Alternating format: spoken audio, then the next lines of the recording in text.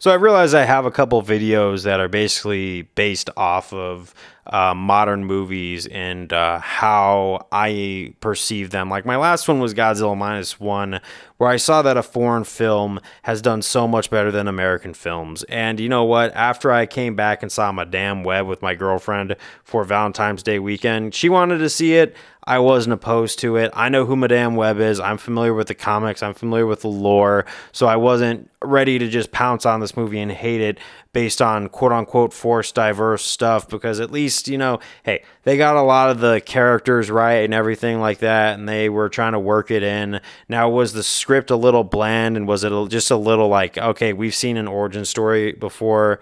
Yes, because this is what it is. It's an origin story, and we kind of all know just how different it was, even though they were really trying to work in the future sight and the fortune telling that Madame Web does and how she developed it. I thought the way that she, spoiler alert, lost her eyesight at the end was very cookie cutterish. But I'm going to be real. I'm not trying to defend this movie in any way, shape, or form, because it was your typical superhero film origin story that we've seen probably 1,000 times before. Now, I will give credit that the whole Ben Parker thing and all the references to Peter Parker, hey, they're trying to make it obvious that this is part of the Spider-Verse and all that stuff. So, you know what? I can't really hate on them for that. But I was listening to Chris Stuckman's review, and he talks about how we're just expected to gobble these movies up like they're nothing, and wait for the next one and be absolutely shocked and awed by it just because it's a Hollywood movie. And you know what? This was definitely a high budget film with a lot of special effects and a lot of action sequences that were put into it. The whole thing is that this movie probably took quite a bit to make. But do I think it's going to get its fair return for what they should be expecting? Not even close. And you know what? Even though I don't think it's as bad as everyone's saying it is, I'm not saying it's perfect, I still think that it's a wake-up call to how Hollywood has treated its audience for a while. Just because for years on end, I was there for Captain Marvel, I was there for certain movies where it just seemed like the whole selling point was, here's this diverse thing, and it's like, well, what can you tell us about the story?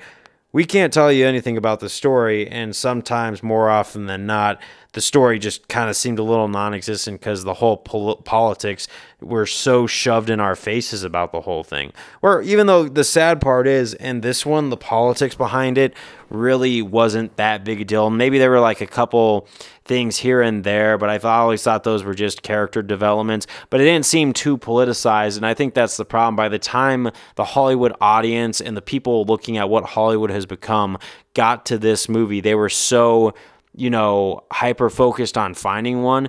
And I can't really blame them, because this is what happens when you repeat it again and again. If you touch a stove 99 times and it's hot and you burn yourself, even if you don't burn yourself on the 100th time, you're going to think you're about to burn yourself. And that's honestly how I could say is the audience reactions do make sense. Not totally based on this movie alone, but how Hollywood has been all together, where it doesn't even feel like there's a lot of heart and soul in most of these movies.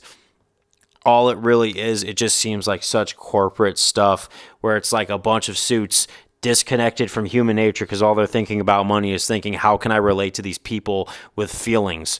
And I'm gonna be real, for the amount of I spent on snacks for that Valentine's Day date, let me tell you, dude, I went back to the slushy machine probably 2 or 3 times to get a refill so I could feel like I was getting my money's worth, just because even then, I'm gonna say this, movies have gotten expensive as heck, dude. But after seeing the magnificence of Godzilla Minus One, I went back to going to see some Hollywood movies made in America, and then it's like, this is the one I walk into. I just kind of felt like I was in a absolute lovely vacation in the Bahamas where there's no pirates at all.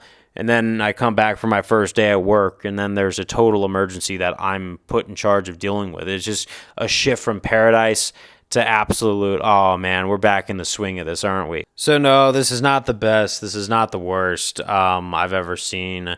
But it's just seeing the audience finally saying, okay, you know what, I think we're kind of good. It just shows the burnout that this corporatization has, because there's a lot of small creators that make stuff nowadays on the internet that eclipses us, that you only have to watch in 5 minutes or sometimes even 60 seconds. And this is why we have such a short attention span. You can't quite blame people for logging on to TikTok when the long form content that Hollywood makes, it's supposed to be 2 hours, just doesn't have anything that's going to hook us in. I mean, I'm finishing up IT certs for fun instead, and I'm more interested in the material of reading and trying to form a skill set than I do with Hollywood movies. And, back in the day, we used to fill up Hollywood seats on opening weekend where we were like, oh, are we going to get a ticket on opening weekend? This one we walk in, there were like 10 people in the theater altogether. No one else really was there. There were probably like a couple other couples that were there just to see if they could have a date night or something. So it wasn't like the worst thing of all time. But let me tell you, seeing an empty theater that empty, we didn't even need to reserve our seats. It just is showing of how Hollywood has conditioned. And it's just, I think everyone collectively is waking up to kind of how ridiculous this whole Hollywood thing has gotten. And why would you want to spend so much money on a movie when, you're not really getting anything from it? So for those of you who aren't going to see this movie, I really don't blame you. Even though I don't think it's as bad as people are making it out to be, and honestly, I feel really bad for the main actress at this point, because from what I understand, from what I'm seeing and reading, she refuses to go out. She refuses to do any publicity for this. I think she just knows deep down that this is going to be a disaster of a movie, and it's going to be there to get ripped on. Unfortunately, she was just an actress doing her job, and she seems like someone who actually has her head in reality about this whole thing because she understands. And, it's kind of sad to see those things if those rumors are true. But this is why I'm going to start kind of supporting local creators just kind of a little bit more, because I'm seeing this right now.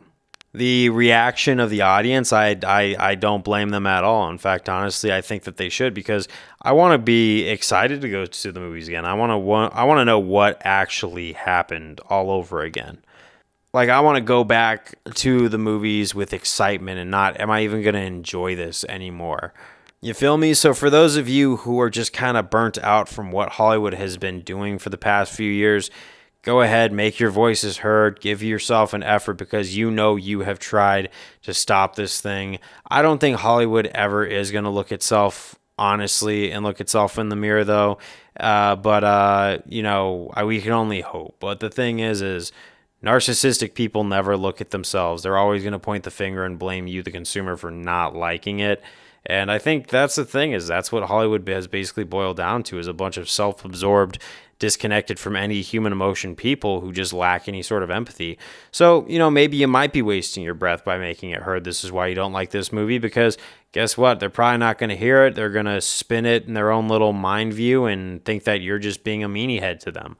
But you know what? I think that I empathize with Hollywood fans now. It's just become so exhausting at this point and expensive.